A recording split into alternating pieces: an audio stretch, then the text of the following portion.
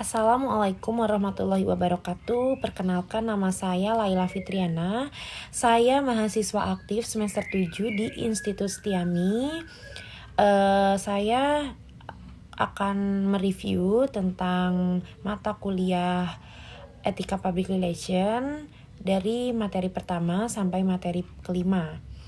Di sini saya akan membahas terlebih dahulu dari materi pertama, yaitu tentang kode etik. Kode etik adalah sistem norma nilai atau aturan profesional tertulis yang umumnya berlaku di kalangan kaum profesional seperti dokter, wartawan, dan praktisi humas. Kode etik secara tegas menyatakan apa yang benar dan apa yang salah, apa yang baik dan apa yang tidak baik. Di sini ada kode etik humas, yaitu pertama ada Code of Conduct, yaitu etika perilaku sehari-hari terhadap integritas pribadi, klien dan majikan, media dan umum, serta perilaku terhadap rekan seprofesi. Kedua itu ada Code of Profession. Apa itu? Itu adalah etika dalam melaksanakan tugas atau profesi humas. Yang ketiga itu ada Code of Publication, yaitu etika dalam kegiatan, proses, dan teknis publikasi. Nah, yang terakhir itu ada Code of Enterprise, yaitu menyangkut aspek peraturan pemerintahan seperti hukum, perizinan dan usaha, hak kerja, merek, Code of Enterprise itu menyangkut aspek peraturan pemerintahan seperti hukum perizinan dan usaha, hak cipta, merek, dan lain-lainnya.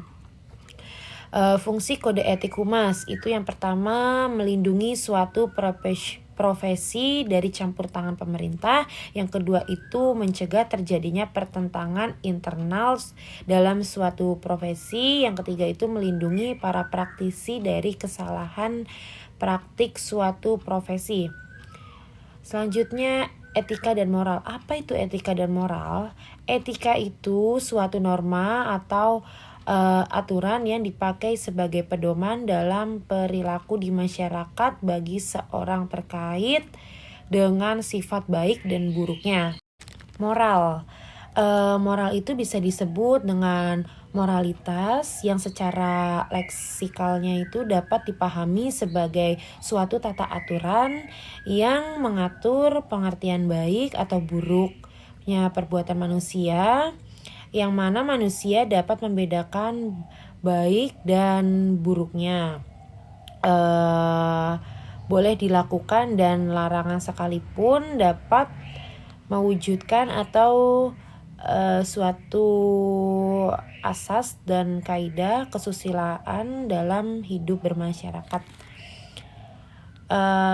Selanjutnya ada ciri-ciri etika. Pertama itu ada etika tetap berlaku meskipun tidak ada orang lain yang menyaksikannya. Yang kedua itu etika sifatnya absolut atau mutlak. Yang ketiga itu dalam etika terdapat cara pandang dari sisi batin manusia. Yang terakhir itu etika sangat berkaitan dengan perbuatan atau perilaku manusia. Di sini ada jenis-jenis etika. Yang pertama itu etika filosofis. Apa itu etika filosofis? Adalah suatu etika yang bersumber dari aktivitas berpikir yang dilakukan oleh manusia. Berbicara tentang filsafat, maka perlu mengetahui sifat dari etika tersebut atau etika filosofis. Yang pertama itu kan ada empiris. Empiris itu cabang filsafat yang membahas suatu yang ada atau konkret. Misalkan filsafat hukum yang mempelajari mengenai hukum.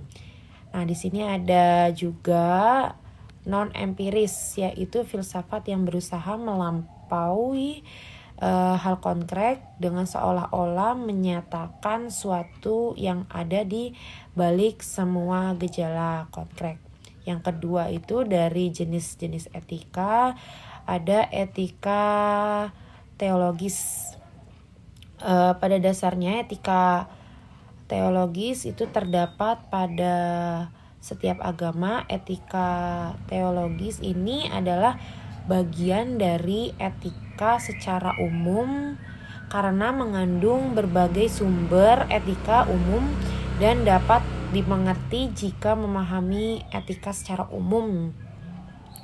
Misalnya dari dalam agama Kristen, etika teologis ini merupakan etika yang bersumber dari presuposisi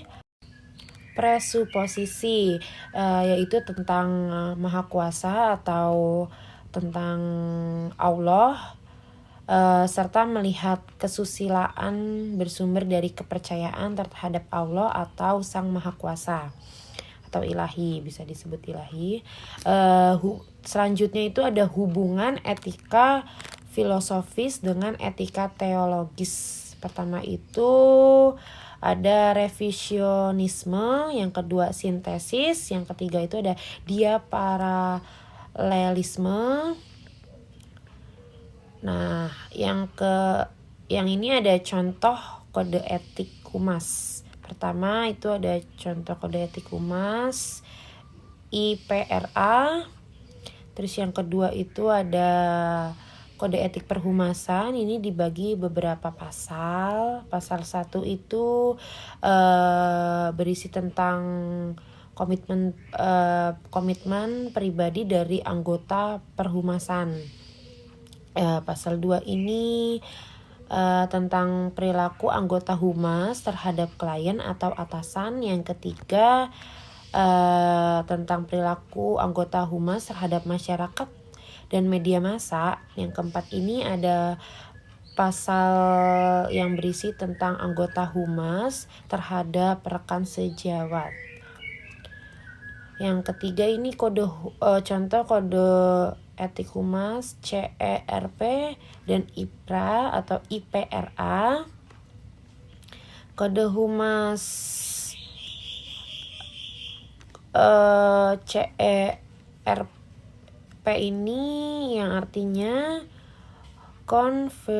Confederation European des Relations Publiques atau disebutnya CERP atau Konferensi Humas Eropa dan International Public Relations Association atau disebut dengan IPRA atau Asosiasi Humas Internasional.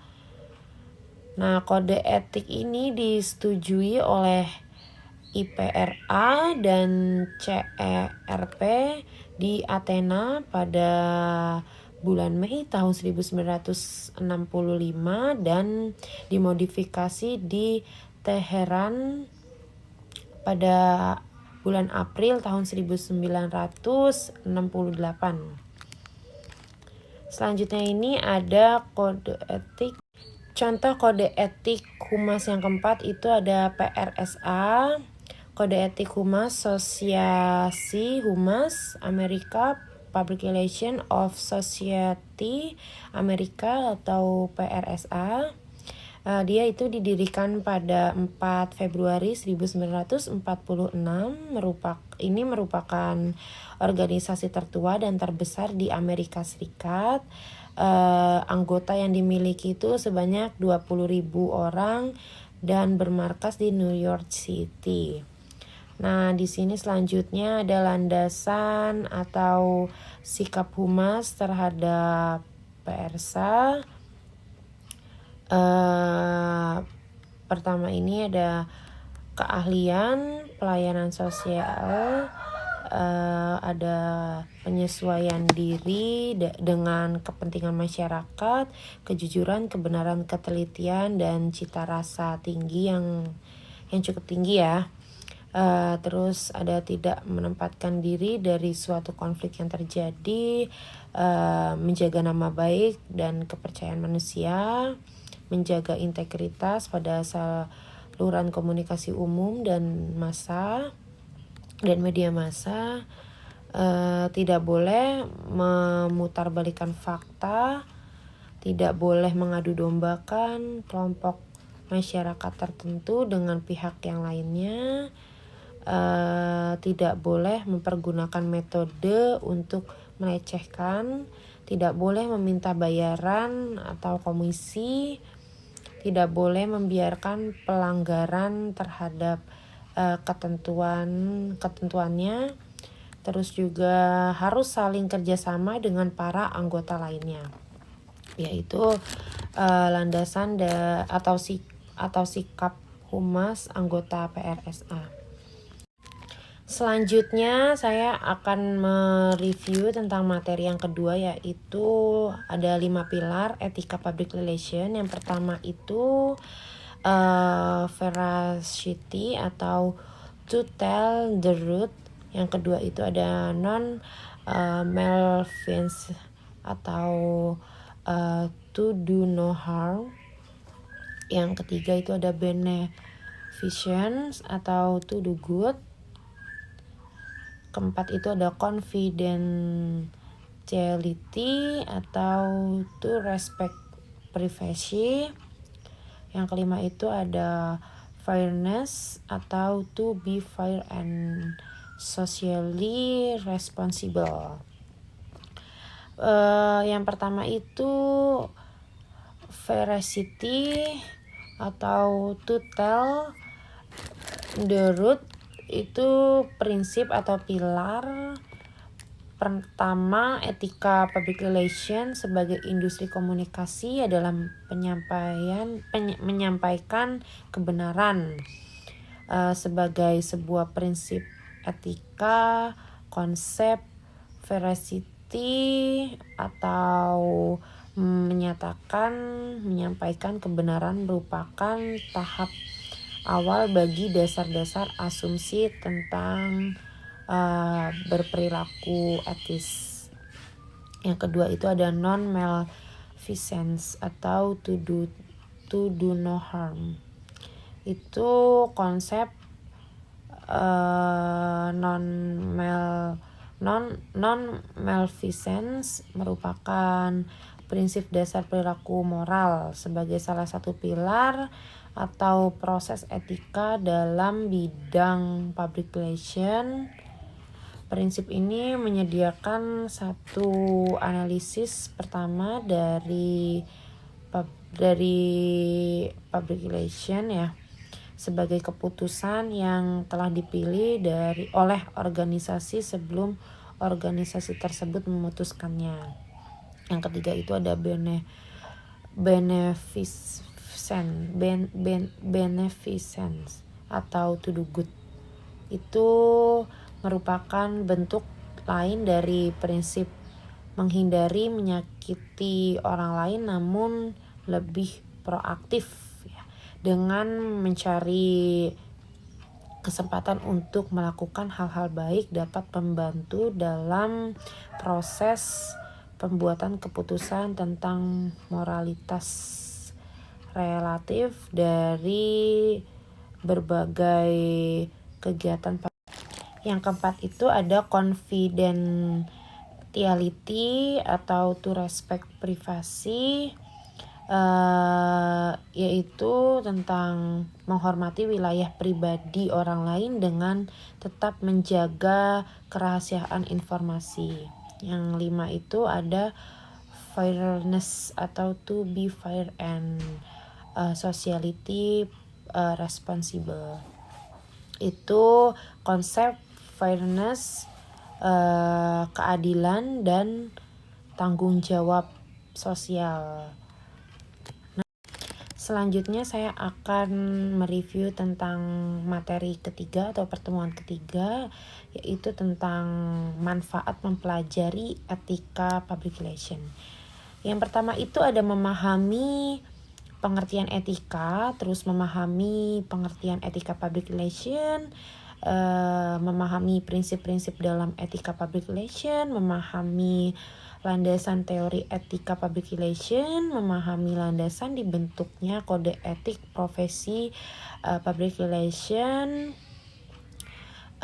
Selanjutnya saya akan membahas materi keempat atau pertemuan keempat, yaitu tentang teori etika public relation.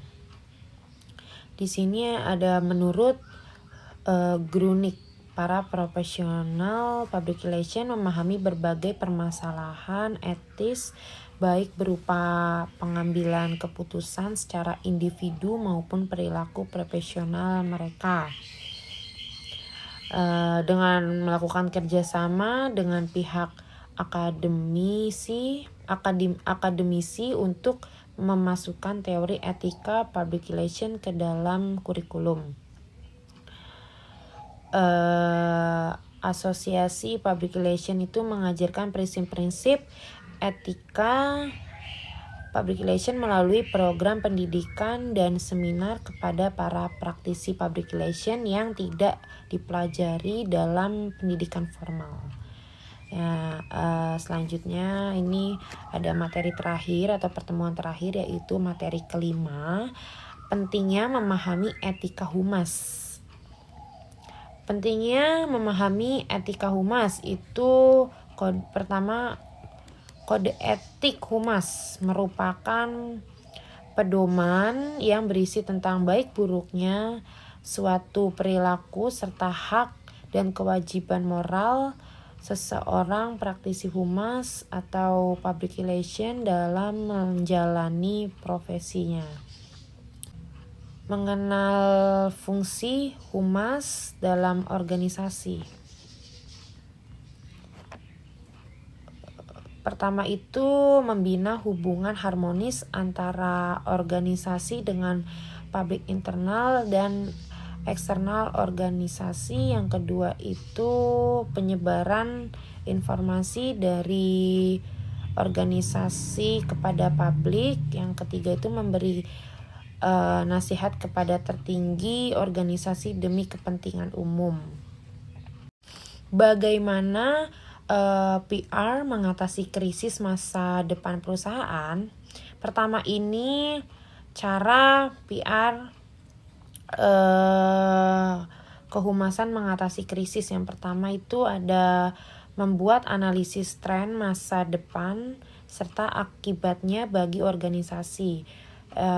Dan kedua itu melakukan riset pendapat, sikap, serta harapan publik terhadap organisasi.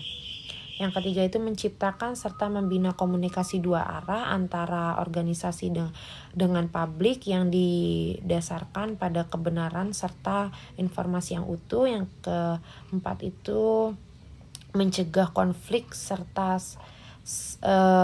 salah pengertian. Terus kelima itu mengusahakan untuk memperoleh laba yang maksimal. Keenam itu memberi saran atau masukan tentang tindakan yang perlu dilakukan organisasi untuk menghadapi situasi atau kondisi tertentu. Terima kasih, itu yang dapat saya sampaikan dari mereview materi tentang etika public relation dari materi pertama sampai materi kelima. Sekian dari saya. Assalamualaikum warahmatullahi wabarakatuh.